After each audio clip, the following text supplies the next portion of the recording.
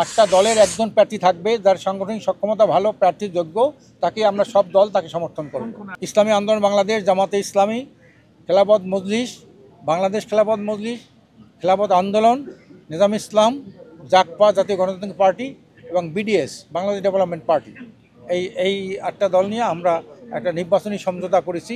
যে দলের যেখানে ভালো প্রার্থী পাবো, যে দলের যেখানে সাংগঠনিক সক্ষমতা বেশি, আমরা তাকে সব দল মিলে তাকে আমরা জয়যুক্ত করার আপনার চেষ্টা করি। এক একটা দলের এক একটা অঞ্চল থাকে, সেই অঞ্চলে যেমন খালেদা জিয়ার বগুড়া অঞ্চল, শেখ হাসিনার গোপালগঞ্জ অঞ্চল, ঈশ্বর সাহেবের রংপুর অঞ্চল, এভাবে একটা অঞ্চল থাকে।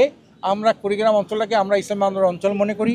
জামাতের অনেক অঞ্চল আছে, যেমন গাইবান্ধা জামাতের ঘাঁটি আছে, বগুড়া আছে, দিনাজপুরে আমাদেরও আছে, ওনাদেরও আছে, এমনি করে জামাতের অনেক ঘাঁটি আছে।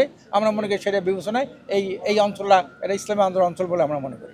টানা তৃতীয়বার অর্জন করেছে দেশের সেরা সুপার ব্র্যান্ড স্বীকৃতি বসুন্ধরা টিস্যু। এখানে হলো আমাদের একটা প্রতিনিধি সম্মেলন, সারা দেশের আমরা এটা করে থাকি।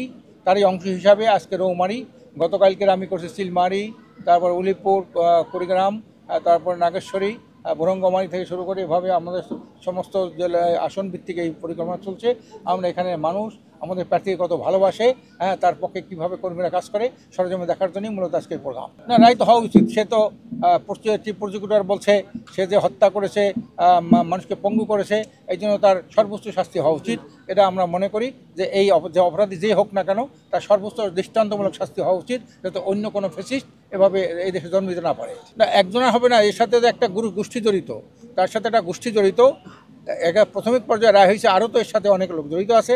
আমরা মনে করি যেই অপরাধ করুক না কেন, তার দৃষ্টান্তমূলক শাস্তি আমরা চাই।